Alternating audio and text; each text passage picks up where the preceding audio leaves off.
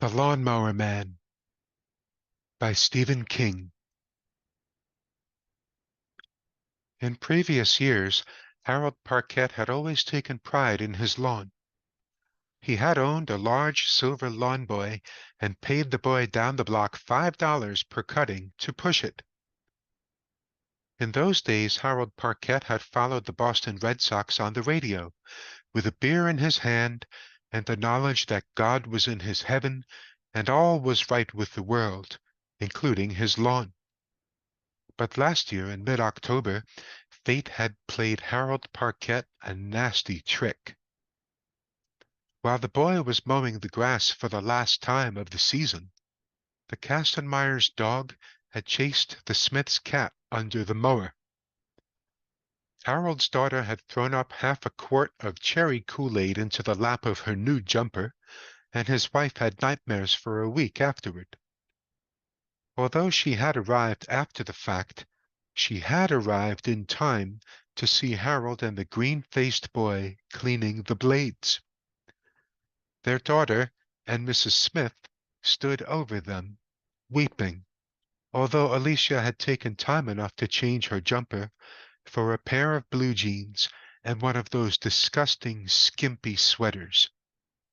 She had a crush on the boy who mowed the lawn.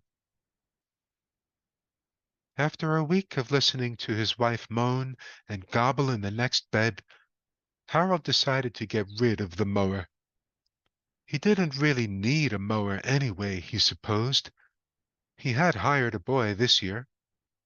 Next year he would just hire a boy and a mower. And maybe Carla would stop moaning in her sleep. He might even get laid again. So he took the silver lawn boy down to Phil's Sunoco, and he and Phil dickered over it. Harold came away with a brand new Kelly Blackwall tire and a tank full of high test, and Phil put the silver lawn boy out on one of the pump islands with a hand-lettered "For Sale" sign on it. And this year Harold just kept putting off the necessary hiring. When he finally got around to calling last year's boy, his mother told him Frank had gone to the state university. Harold shook his head in wonder and went to the refrigerator to get a beer. Time certainly flew, didn't it? My God, yes. He put off hiring a new boy as first May and then June slipped past him, and then the Red Sox continued to wallow in fourth place. He sat on the back porch on the weekends and watched glumly as a never-ending progression of young boys he had never seen before popped out to mutter a quick hello before taking his buxom daughter off to the local passion pit. And the grass thrived and grew in a marvelous way. It was a good summer for grass. 3 days of shine, followed by one of gentle rain, almost like clockwork. By mid-July, the lawn looked more like a meadow than a suburbanite's backyard, and Jack Kastenmeyer had begun to make all sorts of extremely unfunny jokes, most of which were concerned the price of hay and alfalfa. And Don Smith's 4-year-old daughter Jenny had taken to hiding in it when there was oatmeal for breakfast or spinach for supper. One day in late July, Harold went out on the patio during the seventh-inning stretch and saw a woodchuck sitting perkily on the overgrown back walk. The time had come, he decided. He flicked off the radio, picked up the paper, and turned to the classifieds. And halfway down the part-time column, he found this: Lawns mowed, reasonable, 776-2390. Harold called the number, expecting a vacuuming housewife who would yell outside for her son. Instead, a briskly professional voice said, "Pastoral Greenery and Outdoor Services, how may we help you?" Cautiously, Harold told the voice how Pastoral Greenery could help him. Had it come to this then? Were lawn cutters starting their own businesses and hiring office help? He asked the voice about rates, and the voice quoted him a reasonable figure. Harold hung up with a lingering feeling of unease and went back to the porch. He sat down, turned on the radio, and stared out over his glandular lawn at the Saturday clouds moving slowly across the Saturday sky. Carla and Alicia were at his mother-in-law's, and the house was his. It would be a pleasant surprise for them if the boy who was coming to cut the lawn finished before they came back. He cracked a beer and sighed as Dick Drago was touched for a double and then hit a batter. A little breeze shuffled across the screened-in porch. Crickets hummed softly in the long grass. Harold grunted something unkind about Dick Drago and then dozed off. He was jarred awake a half-hour later by the doorbell. He knocked over his beer, getting up to answer it. A man in grass-stained denim overalls stood on the front stoop, chewing a toothpick. He was fat. The curve of his belly pushed his faded blue overall out to a point where Harold half suspected he had swallowed a basketball. "Yes?" Harold Parquet asked, still half asleep. The man grinned, rolled his toothpick from one corner of his mouth to the other, tugged at the seat of his overalls, and then pushed his green baseball cap up a notch on his forehead. There was a smear of fresh engine oil on the bill of his cap, and there he was, smelling of grass, earth, and oil, grinning at Harold Parquet. "Pastor will send me, buddy," he said jovially, scratching his crotch. "You called, right? Right, buddy?" He grinned on endlessly. "Oh, the lawn. You?" Harold stared stupidly. "Yep, me." The lawnmower man bellowed fresh laughter into Harold's sleep-puffy face. Harold stood helplessly aside, and the lawnmower man tromped ahead of him down the hall, through the living room and kitchen, and on to the back porch. Now Harold had placed the man, and everything was all right. He had seen the type before, working for the sanitation department and the highway repair crews out on the turnpike, always with a spare minute to lean on their shovels and smoke Lucky Strikes or Camels, looking at you as if they were the salt of the earth, able to hit you for 5 or sleep with your wife any time they wanted to. Harold had always been slightly afraid of men like this. They were always tanned dark brown. There were always nets of wrinkles around their eyes, and they always knew what to do. "The back lawn's the real chore here," he told the man, unconsciously deepening his voice. "It's square, and there are no obstructions, but it's pretty well grown up." His voice faltered back into its normal register, and he found himself apologizing. "I'm afraid I've let it go." "No sweat, buddy. No strain. Great, great, great." The lawnmower man grinned at him with 1,000 traveling salesman jokes in his eyes. "The taller, the better. Healthy soil, that's what you got there, by Circe.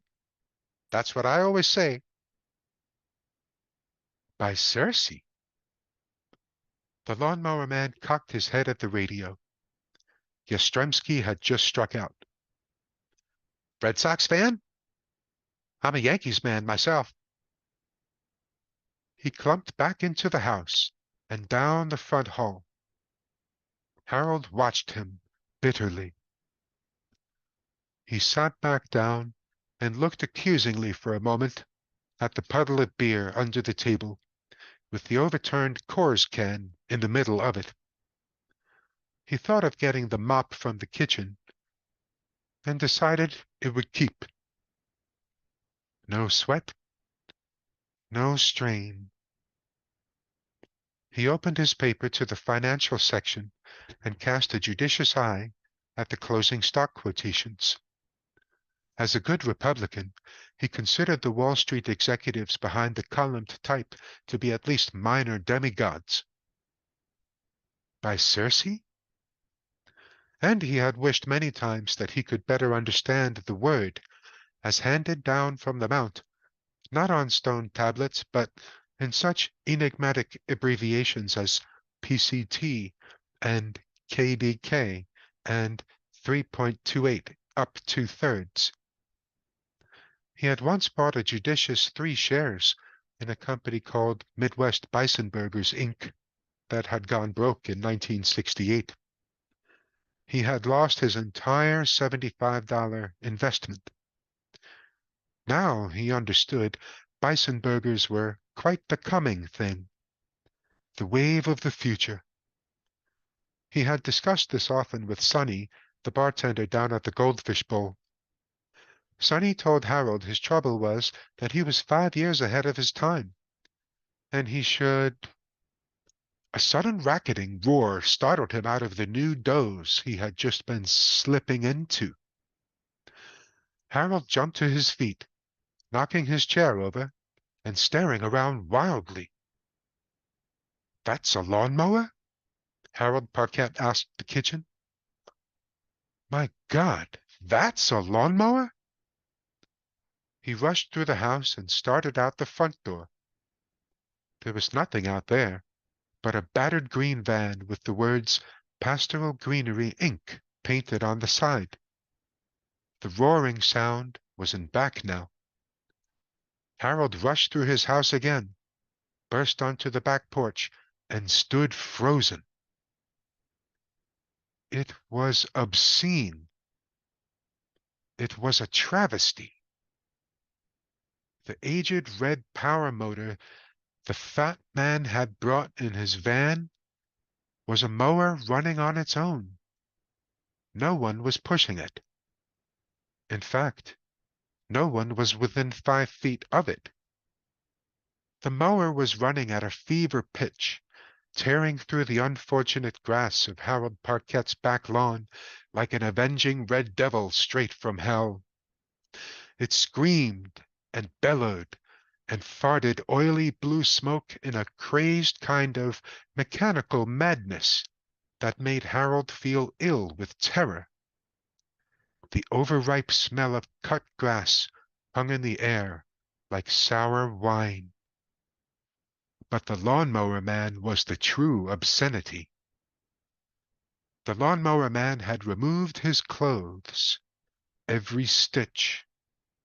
They were folded neatly in the empty bird bath that was at the center of the back lawn. Naked and grass-stained, he was crawling along about 5 feet behind the mower, eating the cut grass. Green juice ran down his chin and dripped onto his pendulous belly. And every time the lawnmower whirled around a corner, he rose and did an odd skipping jump before prostrating himself again. "Stop!" Harold Parquet screamed. "Stop that!" But the lawnmower man took no notice, and his screaming scarlet familiar never slowed. If anything, it seemed to speed up. Its nicked steel grill seemed to grin sweatily at Harold as it raved by. Then Harold saw the mole. It must have been hiding in stunned terror just ahead of the mower, in the swath of grass about to be slaughtered. The mole bolted across the cut band of lawn toward safety under the porch, a panicky brown streak. The lawnmower swerved. Blatting and howling, it roared over the mole and spat it out in a string of fur and entrails that reminded Harold of the Smith's cat. The mole destroyed The lawnmower rushed back to the main job. The lawnmower man crawled rapidly by, eating grass. Harold stood paralyzed with horror. Stocks, bonds, and bison burgers completely forgotten. He could actually see that huge pendulous belly expanding. The lawnmower man swerved and ate the mole. That was when Harold Parkett leaned out the screen door and vomited into the zinnias. The world went gray, and suddenly he realized he was fainting. Had fainted. He collapsed backward onto the porch and closed his eyes. Something was shaking him. Carla was shaking him. He hadn't done the dishes or emptied the garbage, and Carla was going to be very angry, but that was all right. As long as she was waking him up, taking him out of the horrible dream he had been having and back into the normal world. Nice, normal Carla with her Playtex living girdle and her buck teeth. Buck teeth, yes, but not Carla's buck teeth. Carla had weak-looking chipmunk buck teeth, but these teeth were hairy. Green hair was growing on these buck teeth. It almost looked like grass? Oh my God, Harold said. You fainted, buddy, right, huh? The lawnmower man was bending over him, grinning with his hairy teeth. His lips and chin were hairy too. Everything was hairy and green. The yard stank of grass and gas and too sudden silence. Harold bolted up to a sitting position and stared at the dead mower. All the grass had been neatly cut, and there would be no need to rake this job, Harold observed sickly. If the lawnmower man had missed a single cut blade, he couldn't see it. He squinted obliquely at the lawnmower man and winced. He was still naked, still fat, still terrifying. Green trickles ran from the corners of his mouth. What is this? Harold begged. The man waved an arm benignly at the lawn. This? Well, it's a new thing the boss has been trying. It works out real good. Real good, buddy. We're killing two birds with one stone. We keep getting along toward the final stage and we're making money to support our other operations to boot. See what I mean? Of course, every now and then we run into a customer who doesn't understand. Some people got no respect for efficiency, right? But the boss is always agreeable to a sacrifice. Sort of keeps the wheels greased, if you catch me. Harold said nothing. One word nailed over and over in his mind, and that word was sacrifice. In his mind's eye, he saw the mole spewing out from under the battered red mower. Harold got up slowly, like a palsy old man. Of course, he said, and could only come up with a line from one of Alicia's folk rock records. God bless the grass. The lawnmower man slapped one summer apple-colored thigh. That's pretty good, buddy. In fact, that's damn good. I can see you got the right spirit. Okay if I write that down when I get back to the office? Might mean a promotion. Certainly, Harold said, retreating toward the back door and striving to keep his melting smile in place. You go right ahead and finish. I think I'll take a little nap. Sure, buddy, the lawnmower man said, getting ponderously to his feet. Harold noticed the unusually deep split between the first and second toes. almost as if the feet were, well, cloven. "It hits everybody kind of hard at first," the lawnmower man said. "You'll get used to it." He eyed Harold's portly figure shrewdly. "In fact, you might even want to give it a whirl yourself. The boss has always got an eye out for new talent." "The boss," Harold repeated faintly. The lawnmower man paused at the bottom of the steps and gazed tolerantly up at Harold Parquet. "Well, say, buddy, I figured you must have guessed. God bless the grass and all." Harold shook his head carefully, and the lawnmower man laughed. "Pan! Pan's the boss." And he did a half hop, half shuffle in the newly cut grass, and the lawnmower screamed into life and began to trundle around the house. "The neighbors," Harold began, but the lawnmower man only waved cheerily and disappeared. Out front, the lawnmower blatted and howled. Harold Parquet refused to look, as if by refusing he could deny the grotesque spectacle that the Kastenmeyers and Smiths, wretched Democrats both, were probably drinking in with horrified but no doubt righteously "I told you so" eyes. Instead of looking, Harold went to the telephone, snatched it up, and dialed police headquarters from the emergency decal pasted on the phone's handset. "Sergeant Hall," the voice at the other end said. Harold stuck a finger in his free ear and said, "My name is Harold Parquet. My address is 1421 East Endicott Street. I'd like to report—" What? What would he like to report? "A man is in the process of raping and murdering my lawn, and he works for a fellow named Pan and has cloven feet?" "Yes, Mr. Parquet?" Inspiration struck. "I'd like to report a case of indecent exposure." "Indecent exposure?" Sergeant Hall repeated. "Yes, there's a man mowing my lawn. He's in uh, altogether." "You mean he's naked?" Sergeant Hall asked, politely incredulous. "Naked," Harold agreed, holding tightly to the frayed ends of his sanity.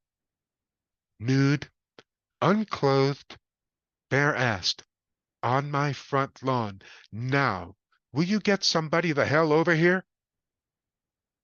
"That address was 1421 West Endicott?"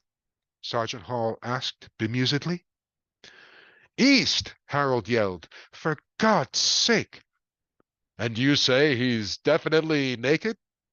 You are able to observe his, genitals and so on?" Harold tried to speak and could only gargle. The sound of the insane lawnmower seemed to be growing louder and louder, drowning out everything in the universe. He felt his gorge rise. "Can you speak up?" Sergeant Hall buzzed. "There's an awfully noisy connection there on your end." The front door crashed open. Harold looked around and saw the lawnmower man's mechanized familiar advancing through the door. Behind it came the lawnmower man himself, still quite naked. With something approaching true insanity, Harold saw the man's pubic hair was a rich, fertile green. He was twirling his baseball cap on one finger. "That was a mistake, buddy," the lawnmower man said reproachfully. "You should have stuck with God bless the grass." "Hello? Hello? Mr. Parquet?" The telephone dropped from Harold's nerveless fingers as the lawnmower began to advance on him, cutting through the nap of Carla's new mohawk rug and spitting out brown hunks of fiber as it came. Harold stared at it with a kind of bird and snake fascination until it reached the coffee table, when the mower shunted it aside, shearing one leg into sawdust and splinters as it did so. He climbed over back of his chair and began to retreat toward the kitchen, dragging the chair in front of him. "That won't do any good, buddy," the lawnmower man said kindly. "Apt to be messy, too. Now, if you was just to show me where you keep your sharpest butcher knife, we could get this sacrifice business out of the way real painless. I think the bird bath would do." And then Harold shoved the chair at the lawnmower, which had been craftily flanking him while the naked man drew his attention, and bolted through the doorway. The lawnmower roared around the chair, jetting out exhaust, and as Harold smashed open the porch screen door and leaped down the steps, he heard it, smelled it, felt it, right at his heels. The lawnmower roared off the top step like a skier going off a jump. Harold sprinted across his newly cut back lawn, but there had been too many beers, too many afternoon naps. He could sense it nearing him, then on his heels, and then he looked over his shoulder and tripped over his own feet. The last thing Harold Parquet saw was the grinning grill of the charging lawnmower, rocking back to reveal its flashing, green-stained blades, and above it the fat face of the lawnmower man, shaking his head in good-natured reproof. "Hell of a thing," Lieutenant Goodwin said, as the last of the photographs were taken. He nodded to the two men in white, and they trundled their basket across the lawn. "He reported some naked guy on his lawn not 2 hours ago." "Is that so?" Patrolman Cooley asked. "Yeah, one of the neighbors called it in, too. Guy named Kastenmeyer. He thought it was Parquet himself. Maybe it was, Cooley. Maybe it was." "Sir?" "Crazy with the heat," Lieutenant Goodwin said gravely and tapped his temple. "Schizo-fucking-phrenia." "Yes, sir," Cooley said respectfully. "Where's the rest of him?" one of the whitecoats asked.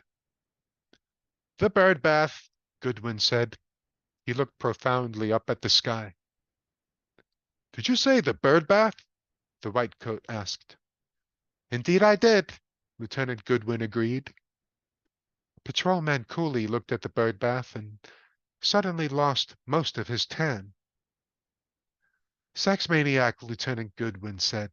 "Must have been." "Prints?" Cooley asked thickly. "You might as well ask for footprints," Goodwin said. He gestured at the newly cut grass. Patrolman Cooley made a strangled noise in his throat. Lieutenant Goodwin stuffed his hands into his pockets and rocked back on his heels. "The world," he said gravely, "is full of nuts. Never forget that, Cooley. Schizos. Lab boys say somebody chased Parquet through his own living room with a lawnmower. Can you imagine that?" "No, sir," Cooley said.